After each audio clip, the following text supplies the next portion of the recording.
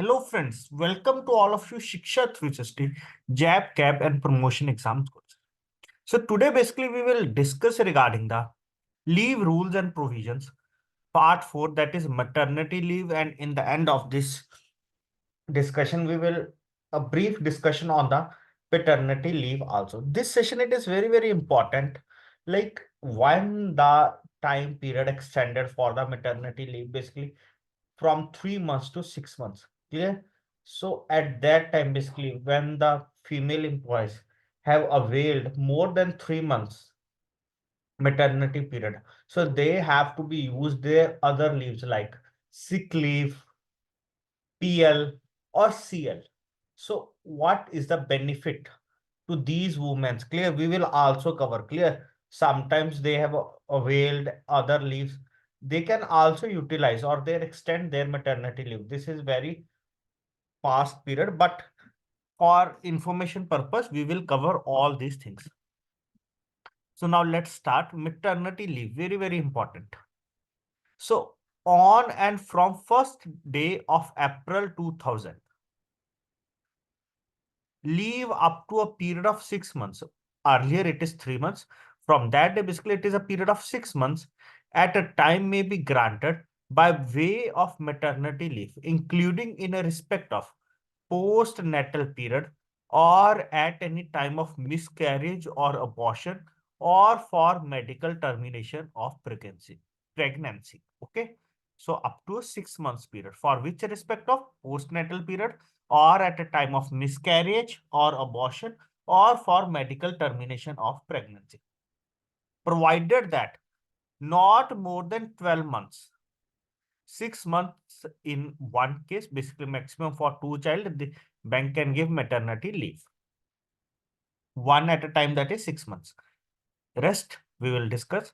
So provided that not more than 12 months of such leave shall be available during the entire period of service of the officer. So leave may also be granted once during service to a childless female employee. Clear? Leave may also be granted once during service to a childless female employee for legally adopting a child which is below 1 year of age till the child reaches the age of 1 year. And what is the duration of that leave?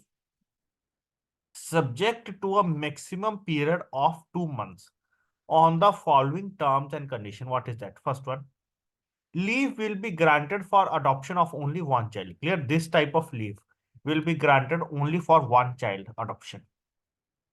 And further, that is the adoption of a child should be through a proper legal process. Clear? The adoption of a child basically should be through a proper legal process, and the employer should produce the adoption deed to the bank for sanctioning such a leave. Clear? That is proper legal document. It has to be required. Clear?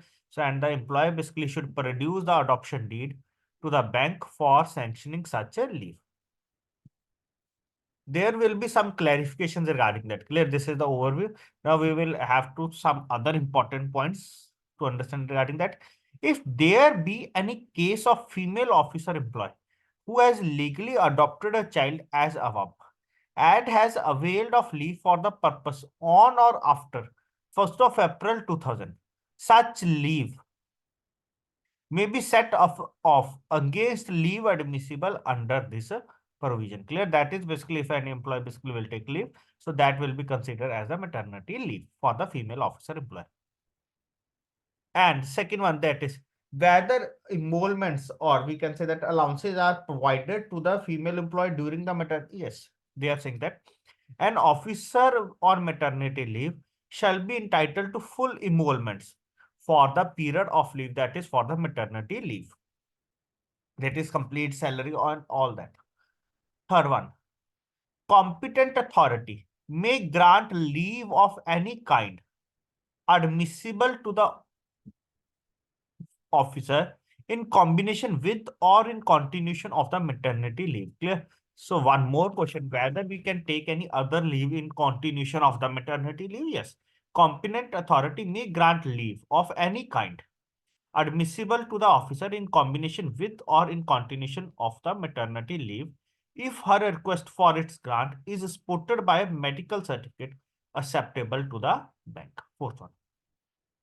A female officer employee shall be eligible for maternity leave even in the first year of service or even in the probation also. Clear? So a female employee basically a female officer employee shall be eligible for the maternity leave even in the first year of service or in the probation period. So in view of the above, officer who was on maternity leave anytime on or after 1st of April 2000 and to whom on the expiry of the maternity leave of 3 months originally sanctioned, further leave of appropriate kind was granted. On application may now be permitted to have such extended leave sanctioned as PL, SL or EOL.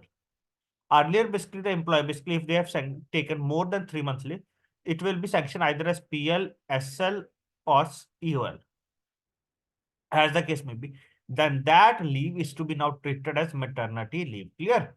Or please consider this line, that is in view of the above, officer who was on maternity leave any time or after 1st of April 2000 and to whom on the expiry of the maternity leave of 3 months originally sanctioned, further leave of appropriate kind was granted on application, may now be permitted to have extended leave treated as maternity leave. This is subject to the condition that the total maternity leave originally sanctioned and the extended leaves do not exceed 6 months.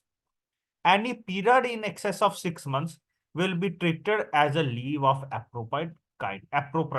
Here, if you are taking leave of more than 6 months, then it will be treated as of appropriate kind. Clear? Either otherwise, it will be as a maternity leave up to 6 months. This point we have already covered, that is, a female officer employee shall be eligible for the maternity leave even in the first year of service or even during the probation period also. This is important. Note that is in the case of miscarriage or abortion on medical termination of pregnancy, maternity leave may be granted in that case also. Clear? In the case of miscarriage or abortion on medical termination of pregnancy, maternity leave may be granted as a rule up to 6 weeks on the basis of medical certificate. Clear? Up to 6 weeks basically on the basis of the medical certificate or advice of a competent practitioner, that is a qualified gynecologist. In special or exceptional cases involving medical complications associated with miscarriage or abortion or medical termination of pregnancy, maternity leave may be granted beyond 6 weeks if advised by a competent practitioner, but up to 6 months only. Clear? In that case also basically, but up to 6 months only on any one occasion within the overall limit of 12 months during the entire period of a service. Clear? That is total maximum duration of the maternity leave. It is to be basically 12 months during the entire period of service. 6 months in a single case we can consider here. There are some other points which we have earlier covered. Now here I will cover in a brief, that is Clause 30 of the BPS, Bipartite Settlement, dated this one, 27th of April 2010, is substituted in the 11th Bipartite Settlement dated 11th of November 2020 by the following. That is, maternity leave is granted to a female employee on substantive pay, generally for a period of 6 months on any occasion and 12 months during the entire period of her service. Maternity leave can be availed in addition or combination of other kinds of leave. Very, very important point. That is, we can combine any other leave with respect to that or not. Yes, we can combine. 2 months leave with the salary will be granted as an additional maternity leave for hysterectomy operation where maternity leave is to be exhausted. Within the 12 months limit of maternity leave, 6-week leave will be granted for MTP or miscarriage or abortion, and if required up to 6 months, already covered. Maternity leave for legal adaptation of a child is 9 months. Previously, basically, it is to be 6 months. That is leave for legally adopting a child. Maternity leave for delivery of a twin children is 8 months. Previously, it will be 6 months. Within the 12 months limit, 30 days leave will be granted for hospitalization of specified ailment subject to the production of medical certificate, subject to production certificate basically from the hospital, or medical certificate basically from the hospital.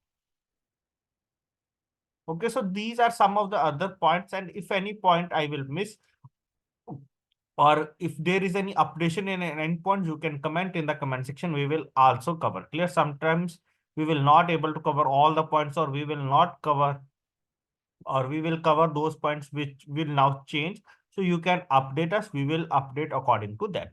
Now, paternity leave for the wife's confinement.